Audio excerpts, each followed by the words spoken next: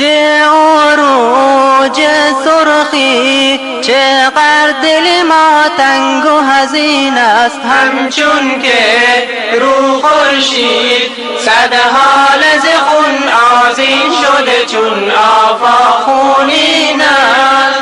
از قلب مجروحم خون می چکد، از داغ پدری دل داده جان برکرد. توحید خدا جاری به لبش در کل حین است.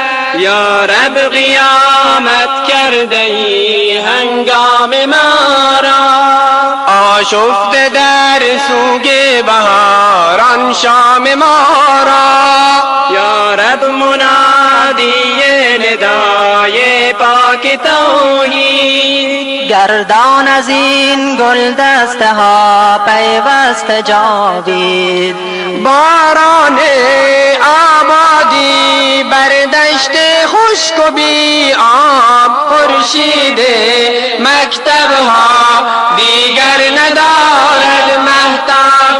یا الله دلهای مجروح را دوا کن، ارواح قدسی را در رحمت خود جا کن.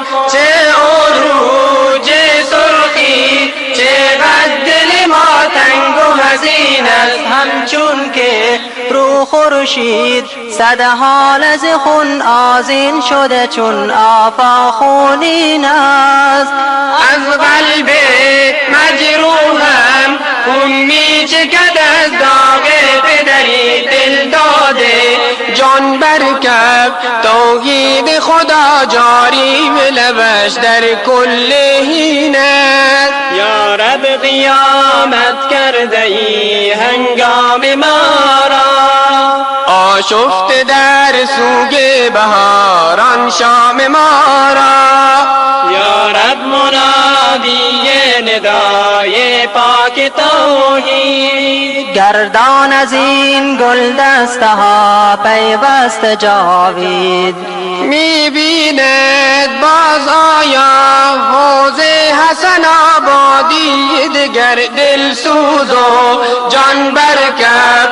از پرتو ایثار شمع جا اسلام افزون شد، از داغ توحیدی دلهای خلایق مثل شقایق خون شد. مکی هم بیش از همه از فقدان شما در دل محزون شد. تا روز محشر جاودان گلبانگ توحید، نام کرام نعمت الله باد جاوید. صدها سلام از ما به روح پاک ایشان، بعد از غم ایشان مباد امت پریشان. می بینیم صد چهره کز عشق هم شکوفا، می‌داریم راه ایشان تا قیامت پویا.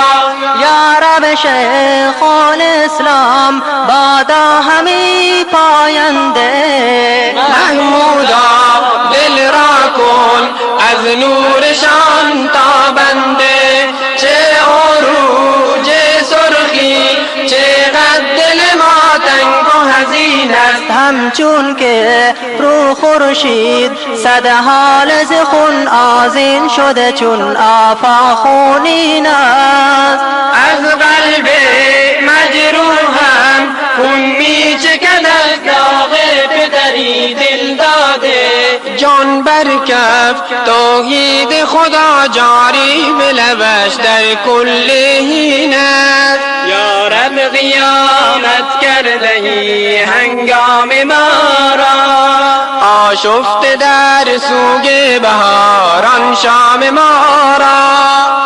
یا رب منادی ندای پاک توحید، گردان از این گل دسته ها پیوست جاوید. گردان از این گل دسته ها پیوست جاوید. گردان از این گل دسته ها پیوست جاوید.